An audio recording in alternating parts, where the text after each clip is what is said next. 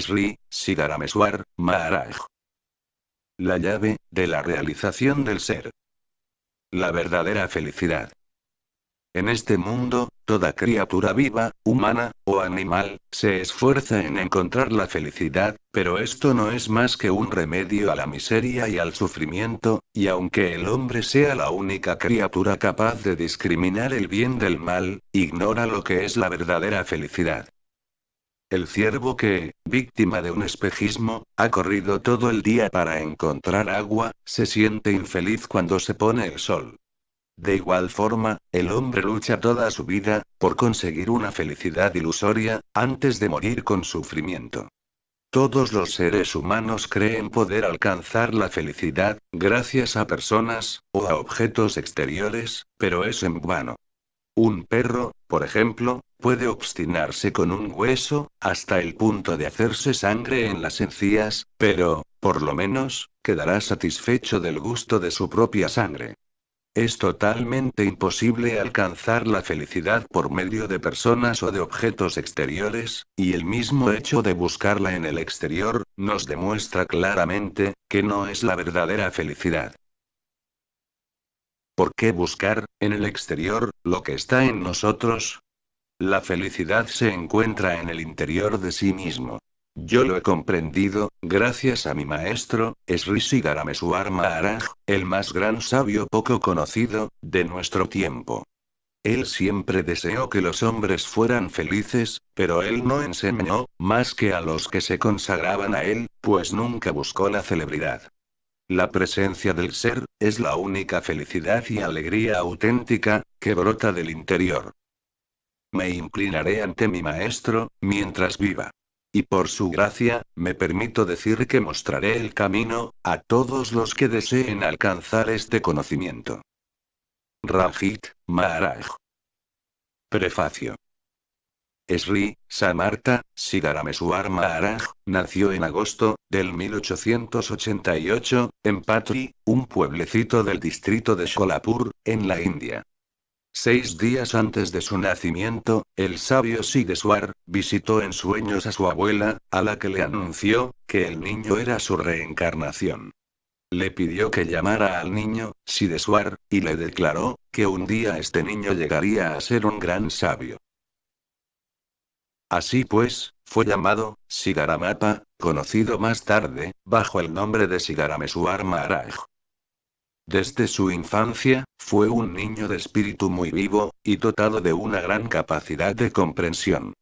Abandonó muy pronto los pupitres de la escuela, para hacerse contable, a pesar de su juventud, 16 años, de una empresa de Bijapur, que pertenecía a la comunidad de los Marwadí. Su trabajo honesto y su sentido de la responsabilidad, le hicieron ganar una buena reputación. Se instaló en Bijapur, donde encuentra a su maestro, Sri Bausaeb Maharaj, el cual había comenzado en 1885, la construcción de un monasterio, en el pueblo de Inchgiri, estado de Karnataka. De acuerdo con el estilo de vida, y las capacidades de comprensión de sus contemporáneos, Sri Bausaeb Maharaj no enseñaba a sus discípulos más que un solo método para alcanzar la realidad última, la meditación. En la filosofía hindú, la meditación se llama Pilipika Marg, o camino de la hormiga, ya que es un largo camino, que conduce a la realidad suprema. Después de la muerte de Sri Bausaeb Maharaj, en 1914, Sri Siddharameswar Maharaj meditó sobre la enseñanza de su maestro. En 1918, renunció al mundo, y se une a 4 condiscípulos, para transmitir las enseñanzas de su maestro. En 1920, siente que se podía superar la fase de la meditación, ya que esta, no era más que un primer paso, en el camino de la realidad. Sus condiscípulos le mostraron su desacuerdo, afirmando que Sri Bausaeb Maharaj no les había enseñado eso. Es verdad, les dijo, pero no podemos ir nosotros más lejos. Decidió, pues, emprender solo ese difícil camino, y volvió a su casa, de Bijapur. Se instaló en una terraza, y sentado en un viejo cañón, en un viejo tronco de un árbol, meditó sin interrupción, durante 9 meses. No tenía otra alternativa, para alcanzar su meta. Su maestro no le había enseñado más que la meditación. Por la gracia de su maestro, sus esfuerzos no fueron en vano, y enseguida comenzó a enseñar que se puede alcanzar la meta suprema, por medio del Vyangam, Marg, o camino del pájaro, que quiere decir, por medio de la reflexión mental. Es a través del mental, que la ignorancia nos es transmitida de generación en generación. Por tanto, no es sino escuchando y practicando las enseñanzas del maestro, y por medio de la reflexión profunda, cómo se alcanza la realidad suprema. Y como un pájaro que vuela de árbol en árbol, el buscador alcanzará rápidamente su meta. Es el camino más corto, hacia el despertar. Sea cual sea el método, meditación, o conocimiento, el grado a alcanzar es el del haya. Es decir, la disolución en el ser. La ignorancia se produce por medio de los pensamientos, pero si los pensamientos se concentran en la realidad, se puede alcanzar la realidad última. Siddharameswar Maharaj se esforzó sin tregua en alcanzar la realidad. Alcanzaré la meta, incluso al precio de mi vida, decía. Y por la gracia de su maestro, llegó a la realización del ser. Luego, enseñó el camino del pájaro a sus discípulos, es decir, el camino del pensamiento. Este método, consiste, en primer lugar, en exponer el conocimiento de la realidad. Luego, se pide al discípulo, que renuncie al mundo. Después, que renuncie a la renunciación. A continuación, el conocimiento supremo, o Vijnana, le es desvelado. Siddharameswar Maharaj enseñaba con un lenguaje muy sencillo, sirviéndose de ejemplos de la vida cotidiana, pues para él, Parmata, o la comprensión de la realidad, debía de ser explicada con sencillez, utilizando un vocabulario accesible a todos. Enseñó, desde 1925 hasta 1936, y murió el 9 de noviembre, del 1936, en Bombay, después de haber dado la plena comprensión a sus discípulos. Así pues, este libro es, la llave, de la realización del ser. El libro, no explica más que uno de los caminos que conducen a la realidad final, que implica, en primer lugar, que comprendamos que somos los diferentes cuerpos o velos, y después, que el orgullo engendrado por el conocimiento, debe de ser disuelto en la realidad, laya, o absorción.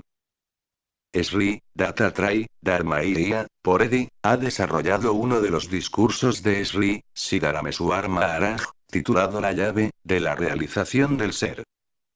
Sri Dattatreya, discípulo de Siddharameswar Maharaj, vivió en Sholapur, estado de Maharashtra, y escribió numerosos poemas, sobre el conocimiento enseñado por su maestro. Escrito en marathi, La llave, de la realización del ser, ha sido traducido al inglés, por el Dr. Damayanti Dungalli, discípulo de Nisargadatta Maharaj, cuyo maestro era igualmente, Siddharameswar Maharaj. Las enseñanzas de Siddharameswar Maharaj, expuestas de una manera sencilla y progresiva, han sido publicadas en marathi, bajo el título de Amrut Laya, o, absorción del néctar. La llave, de la realización del ser. Capítulo 1. La importancia, del conocimiento del sí. Nota. Preferimos hablar del sí, cuando nos referimos al término sánscrito Atman, el supremo absoluto, la identidad de todo, traducido al inglés por self. Pensamos que su significado es más apropiado, que la de ser, ya que la identidad de todos, está por encima del ser y del no ser, y de todos los contrarios. Fin de la nota. Saludamos, primero, a Sri Ganesh, luego a Sri Sarasvati, y por último, al maestro, o Sadhguru. ¿Por qué razón?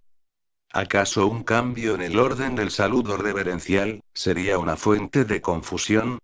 Así es, esto produciría confusión, pues Sri Ganesh es la divinidad de la meditación y de la contemplación. Sri Sarasvati es la divinidad de la palabra. Con la ayuda de estas dos divinidades, la divinidad que crece en el corazón del discípulo, no es otra que el Sadgurú, bajo la forma de la luz, del sí. El estudio de los textos, nos revela el sujeto, y no es más que cuando él es bien comprendido, que la gracia del sí, nos es concedida. Sin embargo, el discípulo no puede alcanzar su meta, solo estudiando los textos. También debe de venerar a la vez, a Sri, Ganesh, y a Sri, Sarasvati. Habiendo realizado el secreto del principio enunciado por los sabios, que dice, en primer lugar, ver la manifestación. Luego, alabar el Vedanta. Después, la voz debe de cantar la mantra, o el nombre sutil, para que su sentido se imprima en el interior. El maestro explica primero el sujeto. Luego, indica sus características, que después son examinadas detalladamente. En nuestros días, en la mayor parte de las escuelas, para enseñar algo a los niños, se les pone en las manos el objeto, y luego se les dice, este es el objeto. Es lo que se llama, el método kindergarten, es decir, el aprendizaje directo. Nota. Kindergarten. Método de la escuela Montessori. Fin de la nota. De igual forma, el método del maestro, consiste primero en dar al discípulo, de forma verbal, la idea de la realidad, mantra, antes de darle las enseñanzas necesarias, para que su espíritu se impregne de su significación. El discípulo alcanzará resultados, con este método de la tradición del maestro. Cuando el maestro expone la verdad, el sujeto tratado, un discípulo de inteligencia ordinaria, comprende la esencia de sus palabras y de su enseñanza. Pero la dificultad principal, consiste en realizar lo que ha comprendido intelectualmente. El discípulo comprende lo que es el Atman, pero la duda puede persistir en su espíritu, ¿cómo puedo ser yo el alma, o el sí? Y mientras que el mental permanezca en la duda y el escepticismo, se puede decir que existe comprensión intelectual, pero no realización. La solución está en la práctica y el estudio asiduo de la mantra, pues no puede haber impregnación, más que si el estudio es constante. Los cuadernos de caligrafía proponen unos modelos de letras muy bonitas, pero no podemos reproducirlas de la misma manera. No obstante, si nos ejercitamos con constancia, pronto podremos hacer letras muy bonitas, sin esfuerzo. Se puede uno preguntar, ¿durante cuánto tiempo se debe practicar, para que esto dé fruto? El estudio y la práctica deben de perseguirse asiduamente, en función de la capacidad de cada uno, hasta la plena comprensión. Se puede decir que en general, un hombre de inteligencia ordinaria, puede comprender una cosa, después de 2 o 3 explicaciones. Si la repite 10 o 20 veces, se vuelve algo familiar. Después de 100 veces, es una costumbre. Y después de 1000 veces, esta se vuelve inherente a su naturaleza. Las fibras de yute, por ejemplo, son tan delicadas y tan finas, que se dispersan en todos los sentidos a menor golpe de viento, pero si están trenzadas, forman una cuerda tan sólida, que puede servir para atar un elefante a una piqueta. El estudio y la práctica, juntos, son iguales de poderosos. Es verdad, en efecto, que para Brahman, es omnipresente y siempre libre, pero a causa de las prácticas y estudios erróneos en nuestras sucesivas vidas, el mental se ha hecho tan fuerte en nosotros, que ha hecho prisionero al eternamente libre Brahman, dentro del pensamiento de identificación del cuerpo. Nota. Para Brahman. Para Brahman, es el absoluto. Sin cualidades, ni atributos. Fuera de todo concepto. Última realidad de todo. Fin de la nota. Es el resultado sorprendente, de una práctica sostenida. Todo lo que no es realizable, se vuelve realizable por medio de la virtud del estudio, de la repetición, y de la práctica. Reconociendo esta importancia, el discípulo debe de venerar a Ganesh, y a Sarasvati. Esto quiere decir, que él debe de realizarse, a través de la meditación, y el estudio profundo de la verdad, que se le ha enseñado. Antes de iniciar este estudio, el discípulo tendrá interés en conocer varios puntos, que tienen relación con este sujeto. ¿Por qué ha aparecido acaso en el hombre, la ilusión, yo soy el cuerpo? ¿Cuál es el estado del hombre, al nacer? ¿Cómo ha desarrollado la idea de yo y mío? ¿Ha nacido acaso libre de cualquier miedo? Si no, ¿cómo, y por quién, puede liberarse de él? Es importante que el discípulo conozca las respuestas a todas estas cuestiones. Antes de nacer, el ser humano estaba completamente acurrucado y aislado, en el vientre de su madre. Luego, se encuentra proyectado, en un mundo ilimitado. Abre los ojos, y mira a su alrededor. A la vista de esta luz cegadora y de este espacio inmenso, parparea aturdido. ¿Dónde he llegado yo solo? ¿Quién me protegerá? ¿Qué me va a pasar? Estos son los temores que surgen en él, y en cuanto nace, su primer golpe, él llora. Para reconfortarlo, se le da un poco de miel, o de leche. Entonces piensa que todo va bien, ya que hay alguien que lo cuida. Pero este primer miedo queda tan aferrado en su psiquismo, que se estremece al menor ruido. Luego se calma de nuevo, cuando mama del pecho de su madre. La vida de este ser humano, depende enteramente, del cuidado que recibe de sus padres. Cuando crece, sus padres y profesores le enseñan las cosas del mundo. En la escuela, aprende la ciencia física, la geografía, la geometría, y la geología, pero todos estos conocimientos no tienen un valor real. Después viene la fase de la juventud. Mira de nuevo a su alrededor, buscando algo que lo reconforte, y tal y como está preestablecido en el mundo, lo busca en el matrimonio y el dinero. Está convencido que son las únicas cosas que sostienen su vida, pero pierde el tiempo, dejándose acaparar cada vez más por el deseo de renombre, de erudición, de poder, y de autoridad. Su mujer, sus riquezas, su estatuto social, la juventud, y la belleza, son sus principales posesiones, y todo su soporte. Está tan orgulloso de sí mismo, que deja de lado, el conocimiento de su naturaleza real. Cuando todas estas posesiones desaparecen una a una, según la ley de la naturaleza, el recuerdo del primer golpe surge a la superficie, y totalmente quebrantado, se siente frustrado. Entonces, le invade la angustia, ¿qué haré ahora? He perdido todo lo que me sostenía, ¿qué me va a pasar? Este ignorante, no comprende que todas estas posesiones no tenían más que una base sólida, que es su sí, su hecho de ser. No es más que a causa de eso, que el dinero tenía su valor, la mujer sus atractivos, el honor su mérito, y la autoridad su poder. Hombre, tú existes antes, que todas estas riquezas de las que acabamos de hablar. ¿No es acaso una paradoja el sentir que son ellas quienes te sostienen?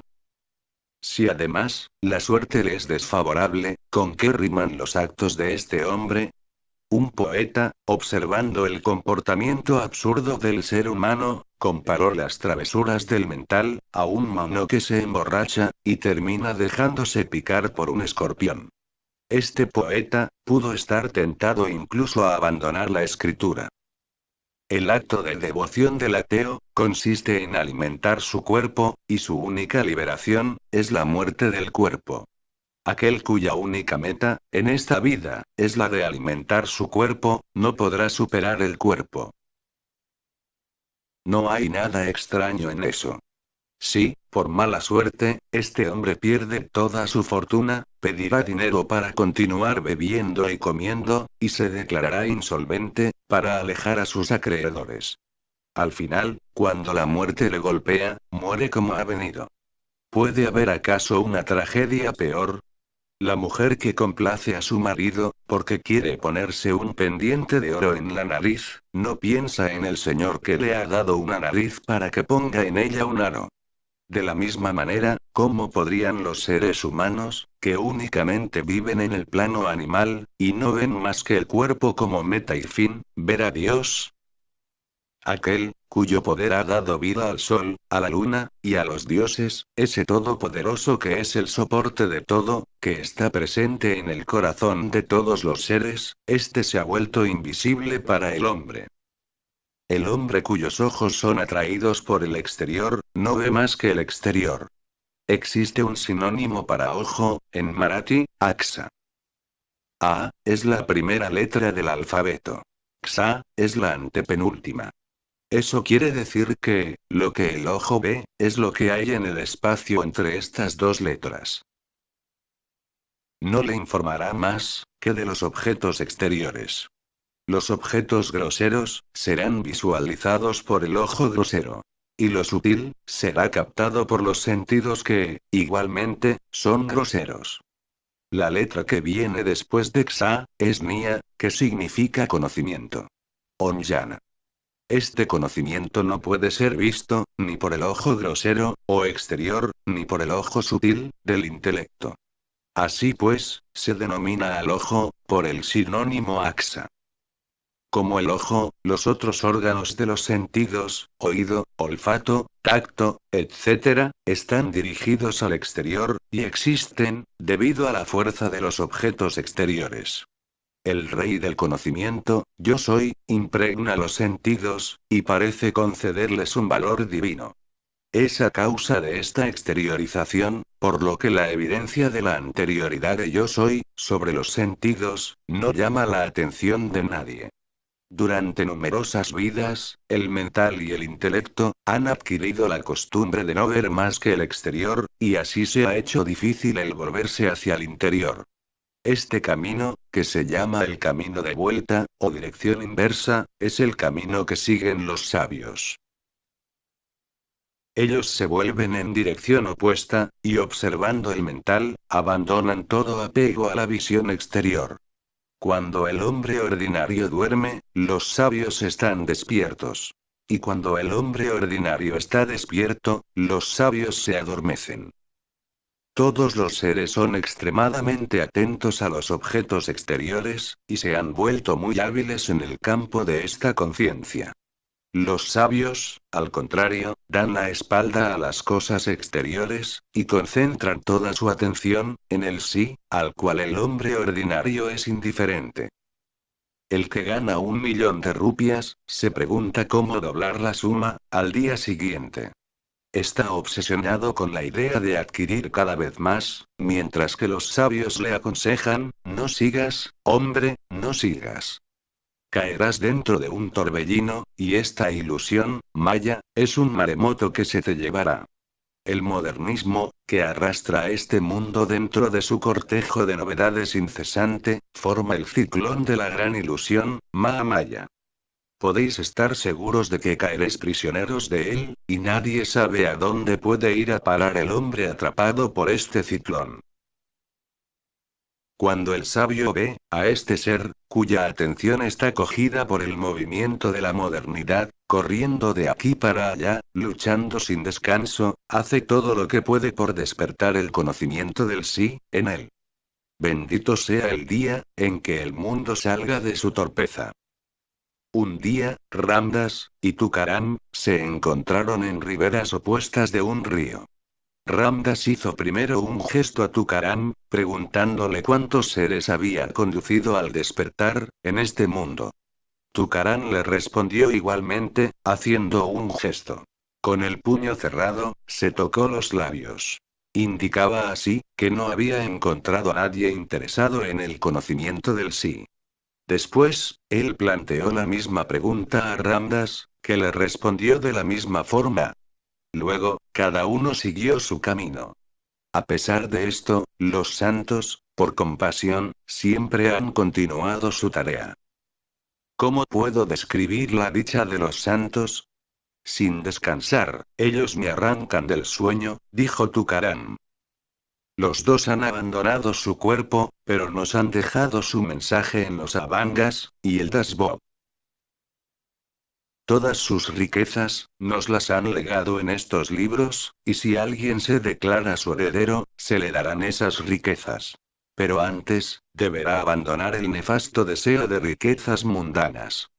para estar preparado para avanzar por el camino interior, deberá, igualmente, renunciar a todo lo que él cree que ha acabado o realizado. A todo lo que sea querido en su corazón. Es la condición sine qua non de esta empresa. El hombre está totalmente sumergido en el orgullo de el cuerpo, de la posición social, de la familia, del pertenecer a una comunidad, un país, y todo lo que constituye su naturaleza. Este orgullo mora en él, y hasta que no se libere de él, ¿cómo podrá considerarse acaso un heredero de este tesoro que los santos han dejado? Este tesoro pertenece a aquel en cuyo corazón existe un arrepentimiento sincero. Aquel, que se pregunta si podrá deshacerse de todo este orgullo, acumulado nacimiento tras nacimiento, y que así ha llegado a ser su segunda naturaleza, no debería inquietarse por si su arrepentimiento es sincero, pues el esclavo, que toma conciencia de su estado, busca instantáneamente la vía de la liberación. El esclavo satisfecho de su estado, y que actúa para perpetuarlo, ni siquiera puede pensar que exista la vía de la liberación.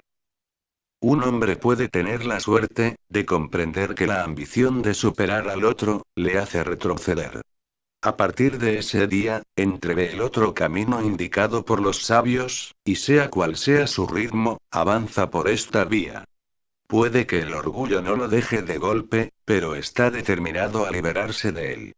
El Señor infinitamente bueno, no dejará de tenderle una mano compasiva. Aquel que se enorgullece de sus actos perversos, puede poner fin a esta tendencia, cultivando la altivez, que dan los actos justos. Así, por medio de la práctica, pueden suprimirse todos los defectos. Se debe animar las cualidades, pero no se deben apegarse a ellas, pues el orgullo que suscitan es pernicioso, y también debe de ser abandonado. Aquí, puede surgir una duda. ¿Cómo es que también debe uno desapegarse de las cualidades? Después de todo, ¿las cualidades no son acaso siempre buenas?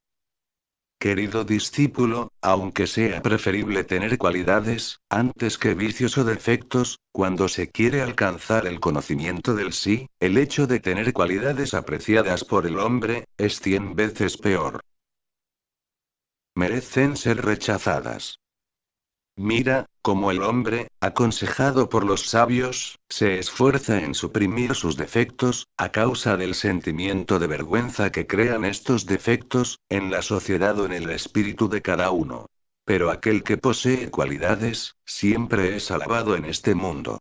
Esto le produce tanto orgullo, que le es muy difícil deshacerse de él. Mientras que es relativamente fácil abandonar toda arrogancia, en lo que concierne a los defectos, es diferente, cuando se trata de cualidades. A nadie le gusta admitir que ha cometido una falta, pero aquel que ha alimentado a miles de personas, que ha visitado los lugares santos, creado albergues para los peregrinos, o rezado a Dios 1.000.000 de veces, está lleno de un orgullo tan profundo, que le es casi imposible renunciar a él. Por medio del arrepentimiento, el pecador pronto encuentra a su maestro, mientras que aquel que ha realizado actos meritorios, es cubierto de tantos elogios, que, por ellos, pierde el camino hacia el maestro. Cuando se comprende esto, podemos sacar la conclusión, de que el orgullo concerniente a los defectos, es tolerable. Mientras que el que es producido por las cualidades, se debe absolutamente evitar. Los dos, el orgullo producido por los defectos y el producido por las cualidades, son espinas, en el camino del conocimiento del sí.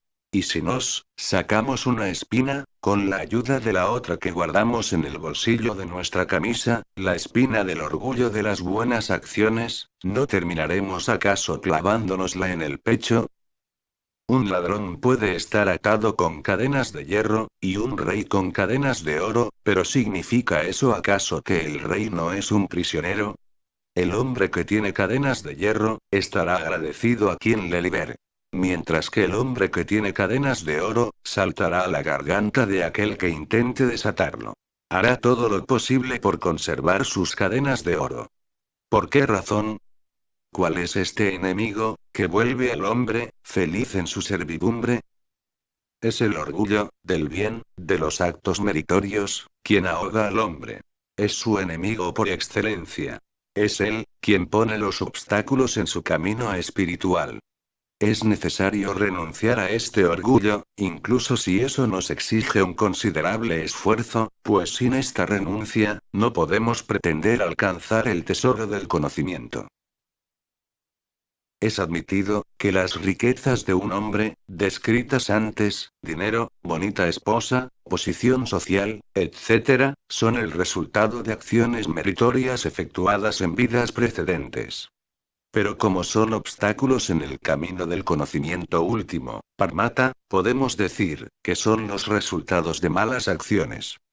Aquel, que se glorifica de sus posesiones, también es él mismo, poseído, y entonces le es imposible alcanzar el camino del conocimiento. Al contrario, tomemos un hombre que no tiene un duro en su bolsillo, ni mujer, ni posición social, y es tan pobre, que mendiga para alimentarse.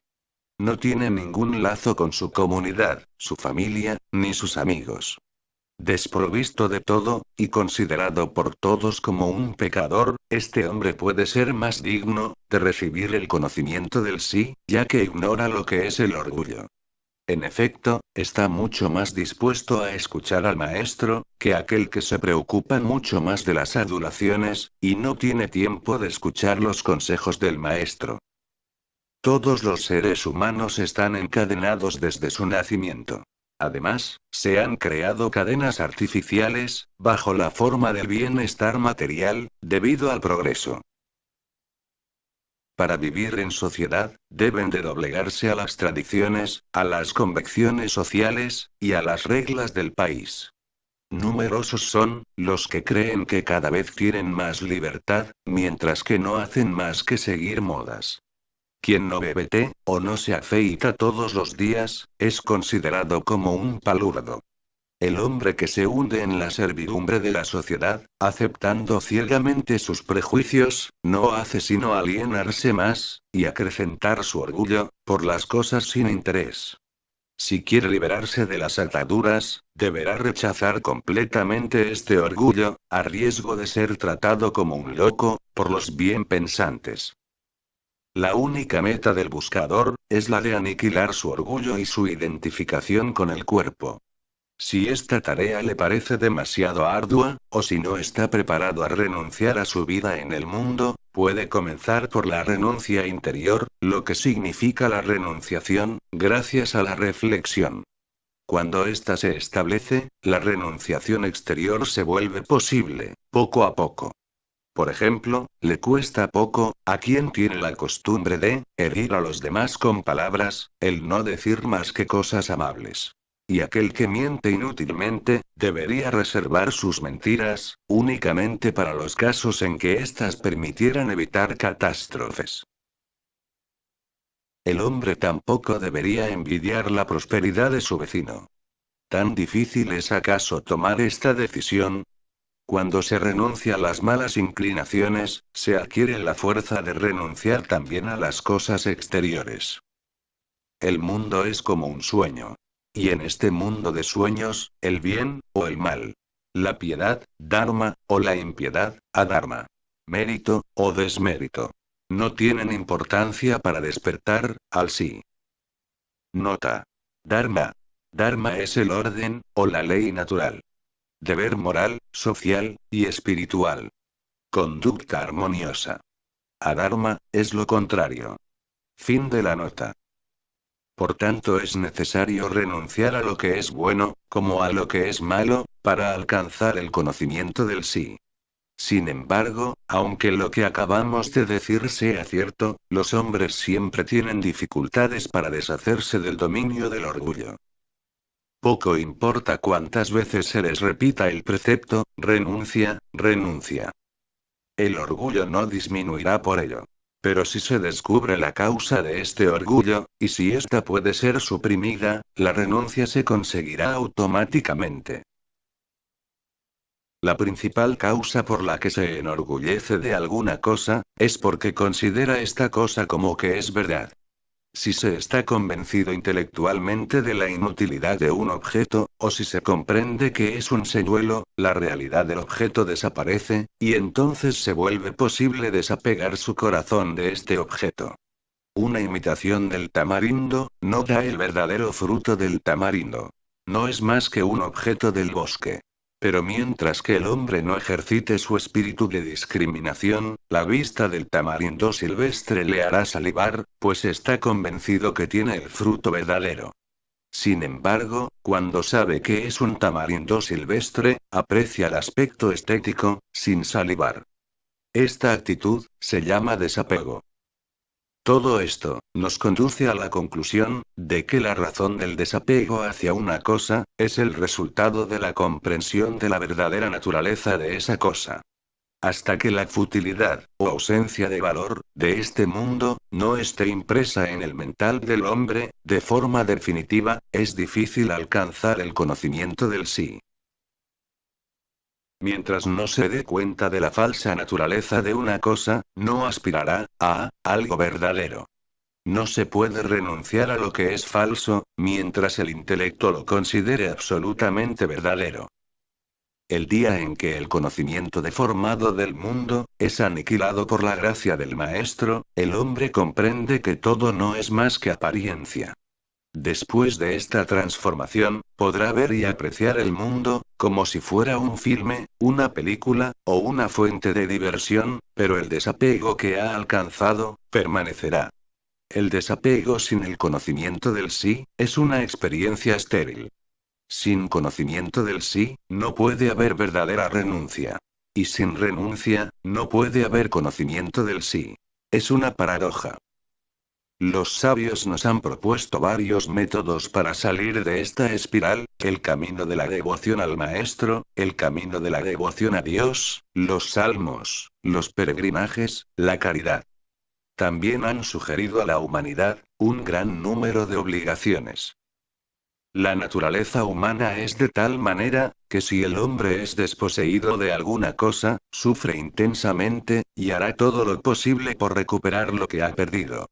Pero si escoge libremente separarse de esta misma cosa, su sacrificio le otorga un inmenso gozo. El hombre que bajo coacción rechaza gastarse un céntimo, se gastará miles, para alimentar las multitudes en Pandharpur, lugar santo de Maharashtra, si así lo ha decidido. Aquel cuyo orgullo impide doblegarse ante la voluntad de los demás, puede someterse totalmente a un ser más humilde, después de haber estado en compañía de santos, o de haber entonado cantos devocionales. Olvida el orgullo de su casta, o de su posición social.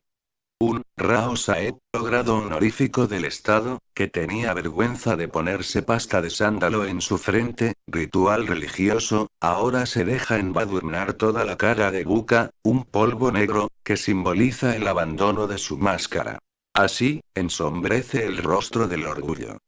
Este mismo, para quien cantar y bailar eran obscenos, se olvida totalmente, y gira, de gozo, como un torbellino, aclamando el nombre de Dios.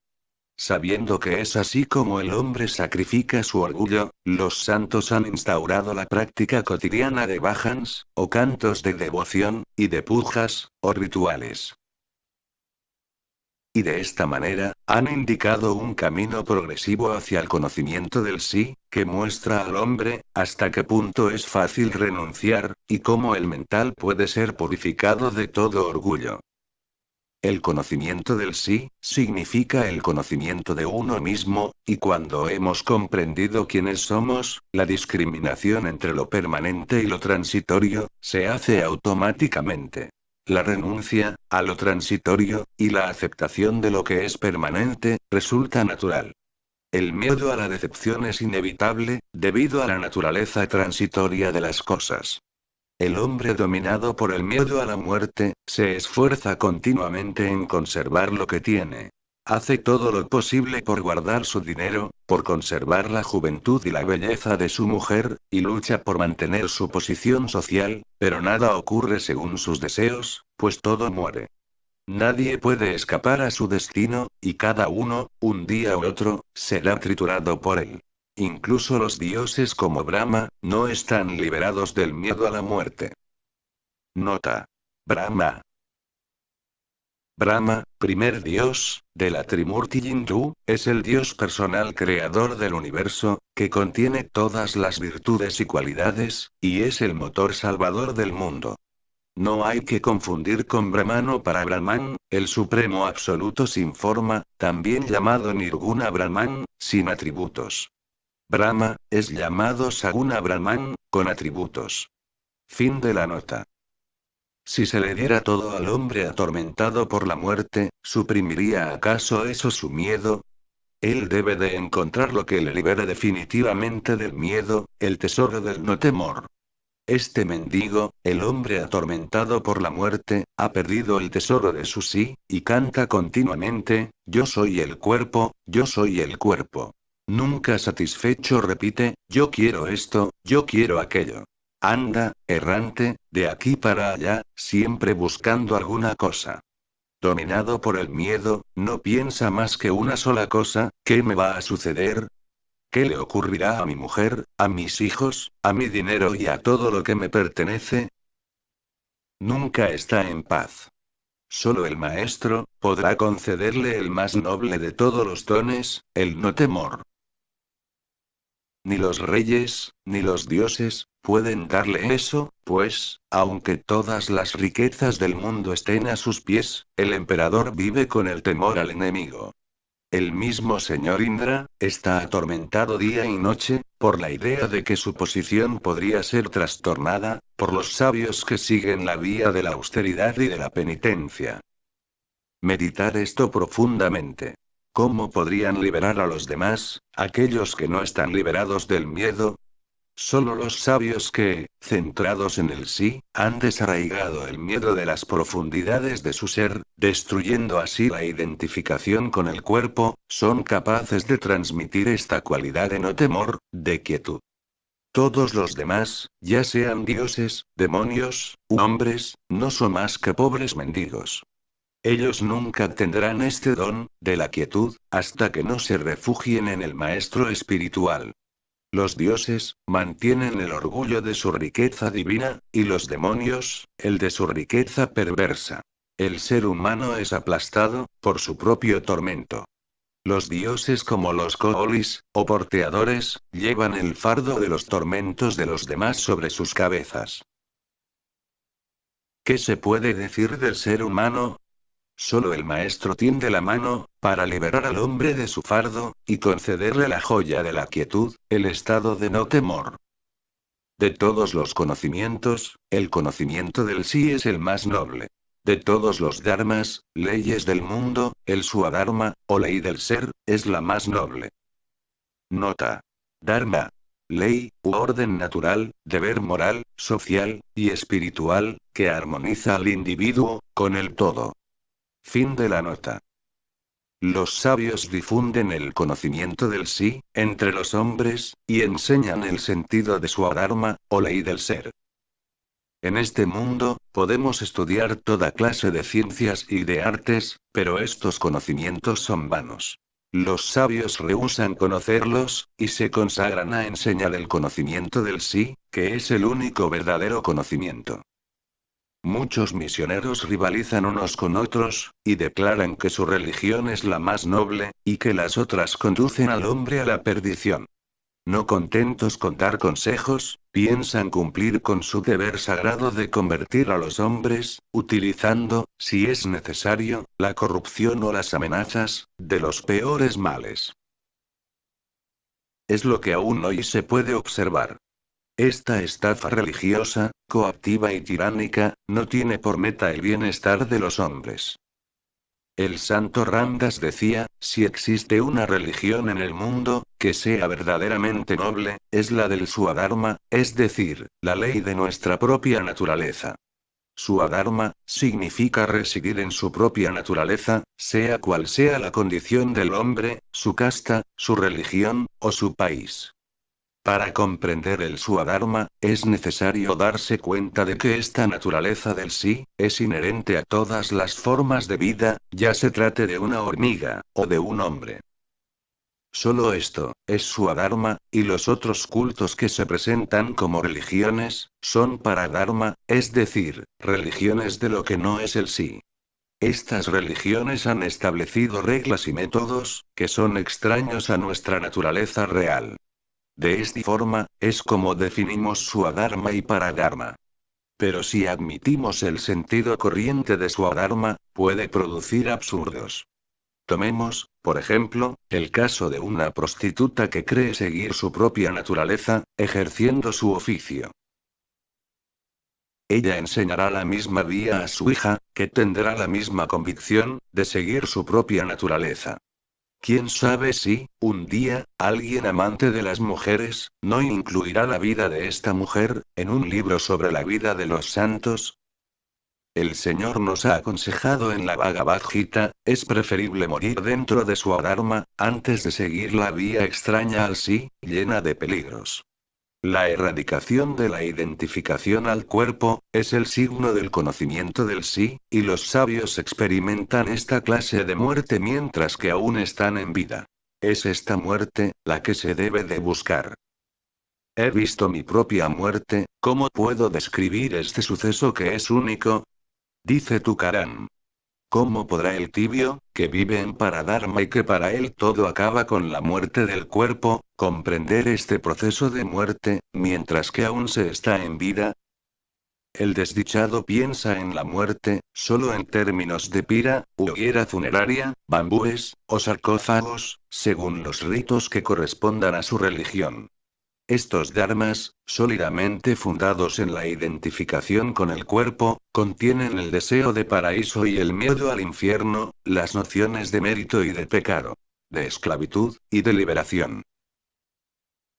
Todo ser humano, tiene derecho a seguir el Swadharma, su propia naturaleza, donde no existe ni la atracción por los placeres divinos, ni el miedo al dolor del purgatorio, y donde la alienación y la liberación, no tienen ningún sentido.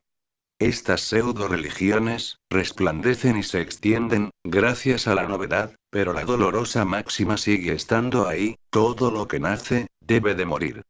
Estas pseudo-religiones desaparecerán en su momento, y solo la gloria y la victoria de su Dharma brillarán.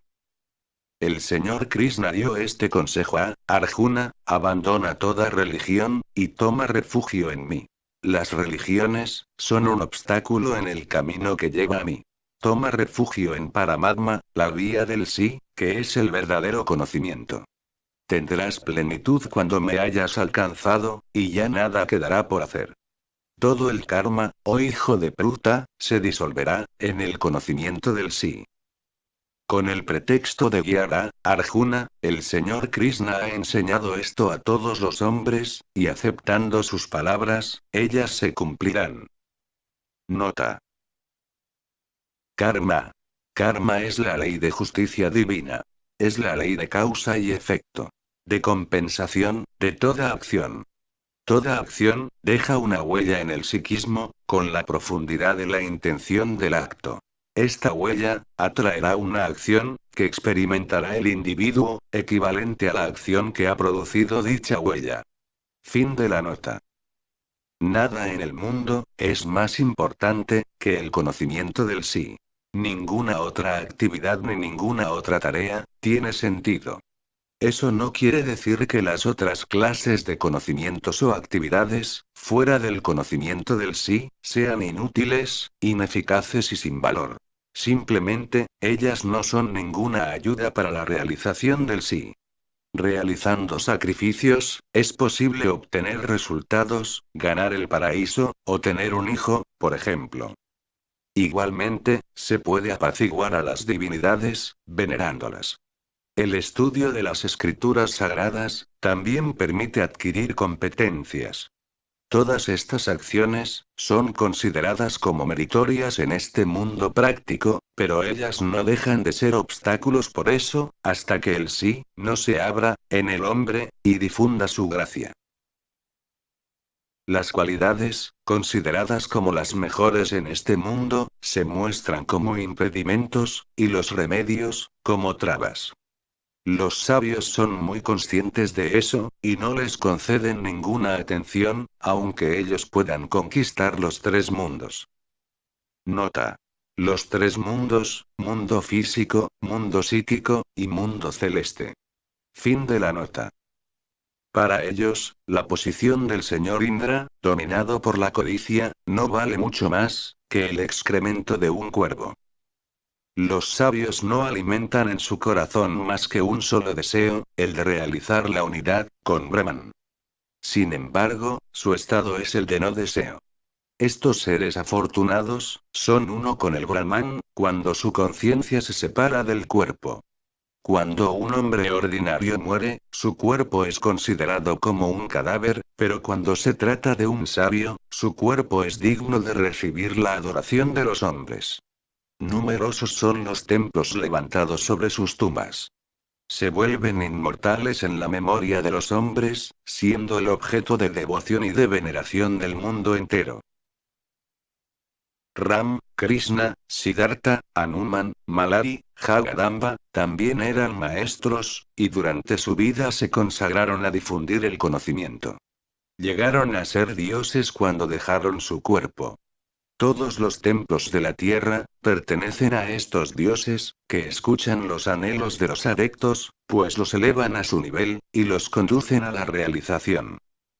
Numerosos son los que piensan encontrar al Dios que veneran, cuando tienen una visión, y creen que por esta visión, el Dios les conduce a la realización. Pero Dios no está limitado a un solo punto, a un solo lugar, como imaginan los discípulos. Mora en el corazón del discípulo, como en todos los corazones, y les inspira el camino.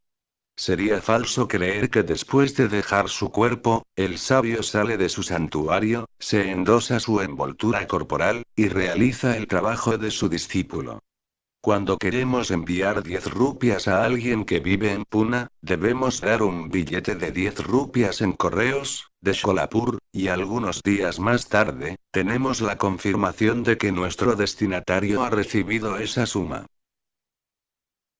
¿Os preocuparíais acaso por saber si la persona ha recibido el mismo billete que habíais dado en correos? Esta pregunta no os la planteáis, porque lo que os preocupa es el valor del billete, y no su número. Simplemente, queréis que la persona reciba su dinero. De la misma manera, estos sabios, que se han vuelto dioses, inspiran al discípulo, a través de los que están en vida, y tienen la misma radiación. Es así, como conceden los anhelos a sus discípulos.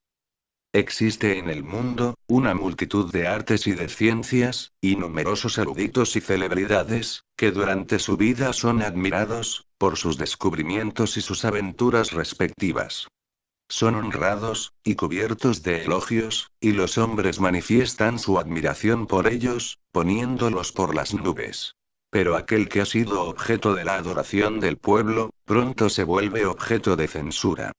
Los que han sido honrados como héroes, no tardan en verse rechazados, hasta condenados. Está claro que la grandeza de estos hombres, es artificial y pasajera, porque se fundamenta en un conocimiento transitorio, y no sobre la paz sagrada, eterna, que acompaña al conocimiento del sí. Ella, la grandeza de estos hombres, reposa sobre conocimientos pragmáticos, políticos, o científicos.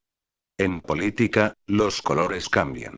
En las ciencias físicas, los conocimientos evolucionan al ritmo de los descubrimientos, y aquel a quien se admiraba antes, hoy es ignorado, cuando otro ya brilla en el horizonte. Una obra realizada por cualquier otra enseñanza diferente al conocimiento del sí, es efímera, y toma pronto una dirección contraria, llevando a los hombres, experiencias dulces, y amargas, honor, y deshonor. No es extraño, que nadie piense más en estos grandes hombres, después de su muerte. De todos los conocimientos, vidyas, el conocimiento del sí, Atma Vidya, es el único que da la paz verdadera. Un santo dijo un día, ¿de qué sirven estas enseñanzas si no traen la paz al espíritu? Hoy en día existen numerosos tipos de enseñanzas en el mundo. ¿Por qué esta proliferación? porque nadie ha encontrado aún la paz del espíritu. La lucha no se detiene nunca. El mental se agita sin descanso. Todas estas artes y todas estas ciencias, se basan en la ignorancia, y su única utilidad, es la de hacer crecer la agitación mental. No existe ninguna relación de causa y efecto, entre el estudio, y la serenidad.